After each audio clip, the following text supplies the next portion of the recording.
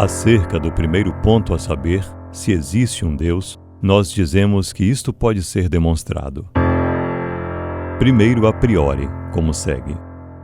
Tudo que nós, clara e distintamente entendemos pertencer à natureza de uma coisa, nós o podemos afirmar também com verdade desta coisa. Mas podemos entender clara e distintamente que a existência pertence à natureza de Deus. Logo, e também de outra maneira. As essências das coisas são desde toda a eternidade e permanecerão imutáveis por toda a eternidade. A existência de Deus é essência. Logo, a posteriori, da seguinte maneira: se o homem tem uma ideia de Deus, então Deus deve existir formalmente. Mas o homem tem uma ideia de Deus.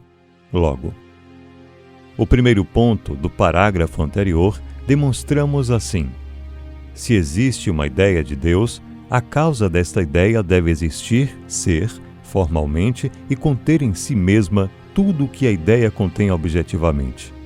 Mas existe uma ideia de Deus.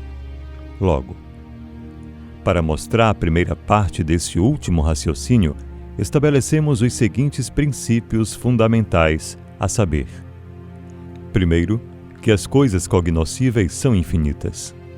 Segundo, que o intelecto finito não pode conter o infinito.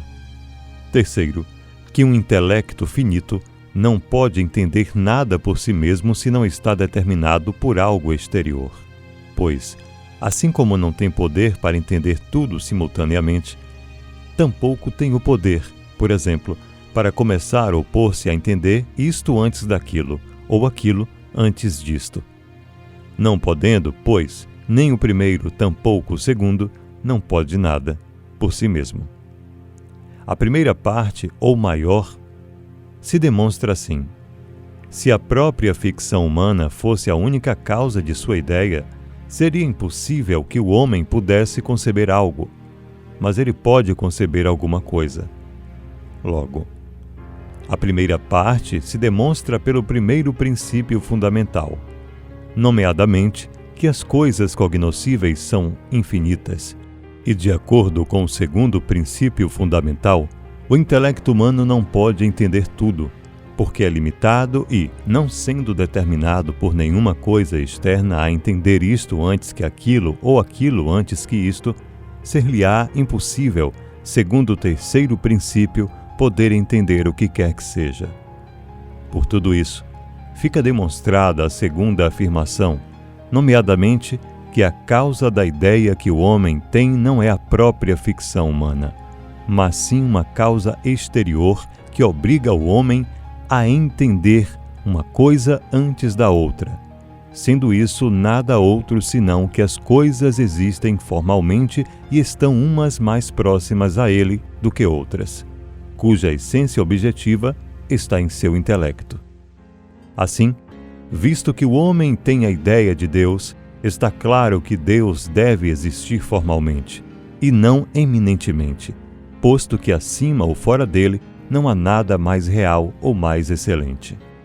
Agora, que o homem tenha a ideia de Deus, isso está claro, posto que ele entende seus atributos e esses atributos não podem ser produzidos por ele, já que é imperfeito. Mas que ele, o homem, entenda esses atributos.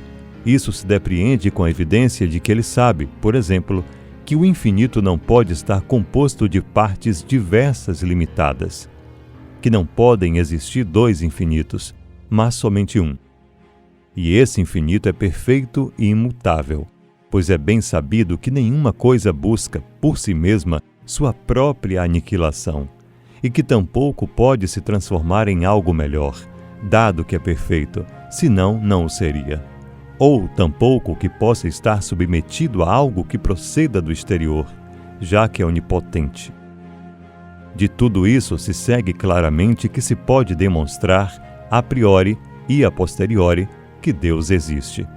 Porém, é melhor a priori, porque as coisas que não se demonstram assim, deve-se prová-las por suas causas externas, o que constitui para elas uma imperfeição manifesta, porque não podem dar-se a conhecer a si mesmas por si mesmas, mas somente através de causas exteriores.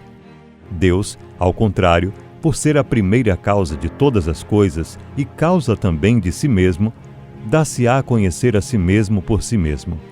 Por conseguinte, não tem grande valor o que diz Tomás de Aquino, a saber, que Deus não poderia ser demonstrado a priori, porque certamente não tem causa alguma.